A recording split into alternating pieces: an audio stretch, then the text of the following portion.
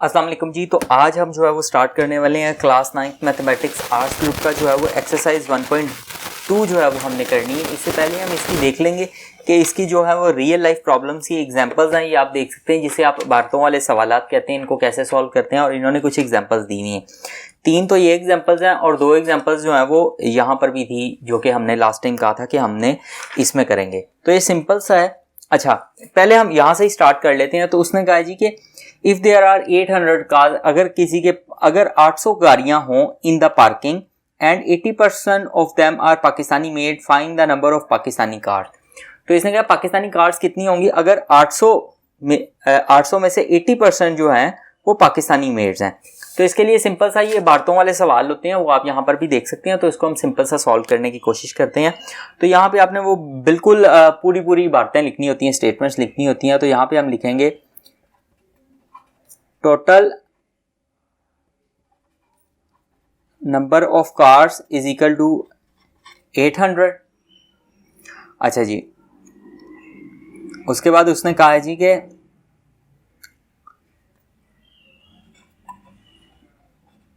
Percentage of Pakistani cars is equal to 80%। और 80% का आपको मतलब पता है, तो इसको आप लिख सकते हैं इक्वल टू 80% इक्वल टू 80/100। तो ठीक हो गया जी। तो यहां पर हम लिख सकते हैं total Pakistani cars is equal to total number of cars into percentage of Pakistani cars. तो ये आ गया जी, टोटल थी हमारे पास 800, इनको आपने मल्टीप्लाई कर देना है 80/100 से। तो ये 2 0 इससे कट हो गए, तो ये बन गए 80 को आप 8 से मल्टीप्लाई कर लें तो ये आ गया जी हमारे पास 640। अच्छा, इसको ना ये देखें, तो ये देखें हमारे पास यहाँ पर भी ये 640 का जो है वो आंसर आ गया। तो ये हो गई।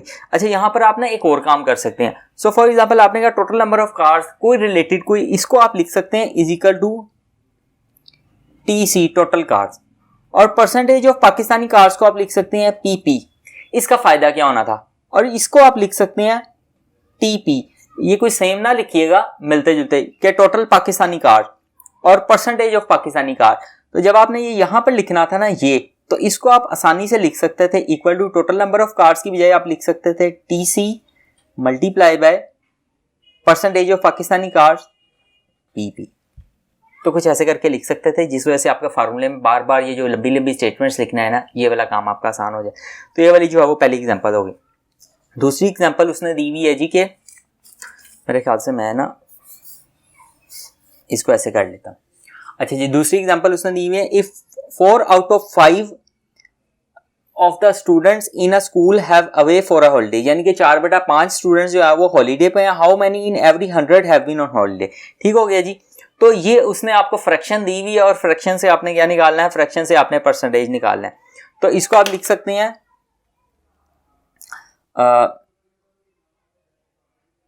इसको आप कैसे करेंगे, तो ये पहले आप इसको परसेंटेज में कन्वर्ट कर लें। तो आप लिखेंगे percentage of holiday is equal to percentage of student on holiday. तो ये इज इक्वल टू आ गया 4/5। जब इसको आपने परसेंटेज में कन्वर्ट करना होता है तो आपने इसको मल्टीप्लाई करना होता है 100% से।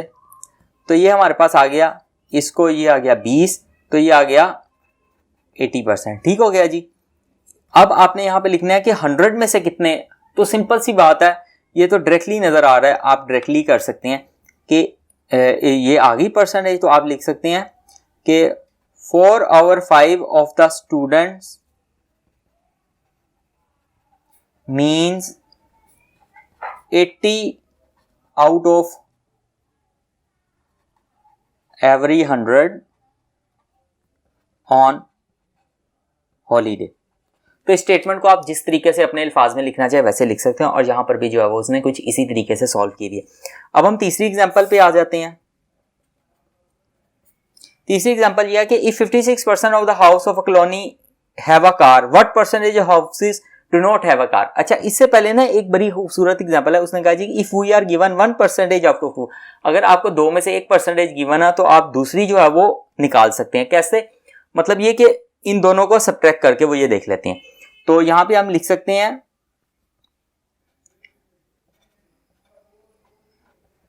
Number of houses have a car equal to number of houses car. आप जिस भी तरीके से इसको लिखना चाहें। तो ये आ गया जी हमारे पास 56%। अब जी आ गया जी number of houses do not have car is equal to 100% minus NC। तो ये आ गया जी 100% माइनस 56%। तो ये सिंपली आ गया 100 में से आपने 56 निकाल लेने हैं तो हमारे पास आ गया 42%। तो आप इस तरीके से आगे जो है रिजल्ट वगैरह भी लिखना चाहें तो ये लिख सकते हैं कि 44% do not have a car.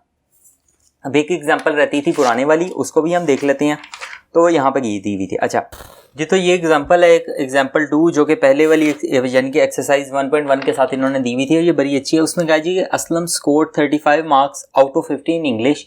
जैसे आपको पता है कि इंग्लिश, सोशल स्टडीज़, इस्लामियात, फिजिक्स, केमिस्ट्री और मैथमेटिक्स हर सब्जेक्ट के मार्क्स आउट ऑफ डिफरेंट होते हैं। मतलब कोई 50 में से होते हैं, कोई 75 में से होते हैं, कोई 100 में से होते हैं। तो इस तरीके से उसे क्या 50 में से 35 थे इंग्लिश में, 60 आउट ऑफ 75 इन उर्दू में जो है वो 60 आउट ऑफ 75 थी and 72 out of 75 in Pakistan study in which subject he did perform well. तो अब उन्होंने कहा कि किस सब्जेक्ट में उसने जो है बहुत अच्छा परफॉर्म किया, सबसे अच्छा परफॉर्म किया। तो आप ये देख सकते हैं। अब हमें ना अच्छा इस काम के लिए भी परसेंटेज हो सकती है, तो हमें तो नहीं पता चल रहा कि किसमें इसके ज़्यादा और अच्छे मार्क्स हैं। तो हम क्या करेंगे, परसेंटेज निकाल लेंगे। तो हम कहेंगे, हम ये निकालेंगे। तो ये देखें जी, percentage of English is equal to percentage in English. तो ये बराबर आ जाएगी, इंग्लिश के थे 35 आउट ऑफ 50। तो हमने इसका देखा था फार्मूला 35/50 मल्टीप्लाई बाय 100%। तो आप ये देख सकते हैं ये 50 सिंपली 100 के ऊपर डिवाइड हो जाएगा। तो ये आ जाएगा 50 है 50, 50 का 2 गुना करें तो 100 आता है। ये आ जाएगा 35/2% और इन अदर वर्ड ये आ गया 35। तो 35 दूना जो है वो 70 होता है। तो ये आ गया जी 70%। ओके जी, यहाँ पे मैं लिख लेता हूँ PE। उसके बाद वो कहता है जी उर्दू में थे तो मैं करता हूँ PU इज इक्वल टू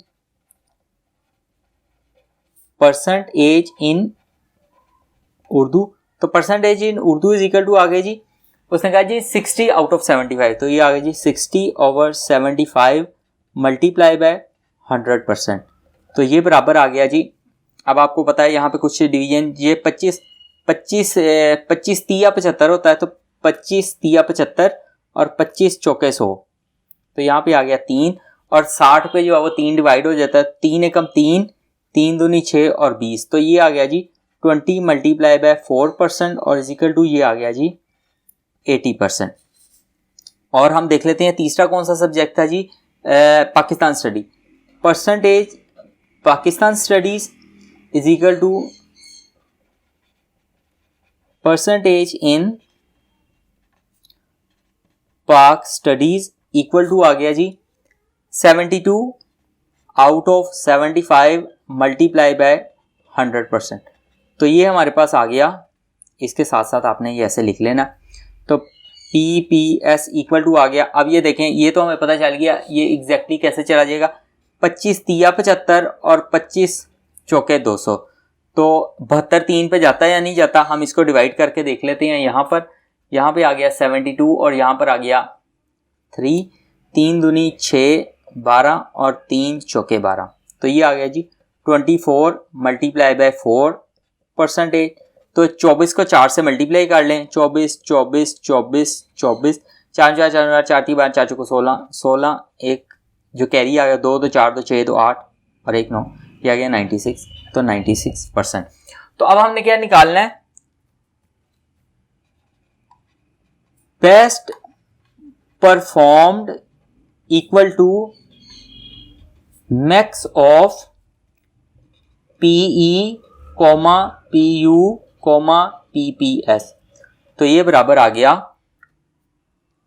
तो इसमें जो है वो आप देख लें ज़्यादा जो है 96%, तो यहाँ पर हमारे पास आ जाएगा कि Aslam perform best in Pakistan studies. यहां पर भी अगेन ये वाली एक और क्वेश्चन आप कर सकते हैं, 71% of the earth surface is water, right the percentage of land. तो अगेन आप इसको अगर डायरेक्ट पूछा हो, ऑब्जेक्टिव में पूछा हो, तब तो आप 100 में से माइनस करके निकाल सकते हैं। और अगर इस तरीके से आपने नहीं करना तो आप इसको कर सकते हैं कि percentage of earth surface equal to 71%। ठीक हो गया जी। तो आप लिखेंगे इसको मैं लिख देता हूं परसेंटेज ऑफ अर्थ, जो भी आप लिखना चाहे। फिर आप लिख देते हैं percentage of land equal to percentage of land equal to 100% minus percentage of earth.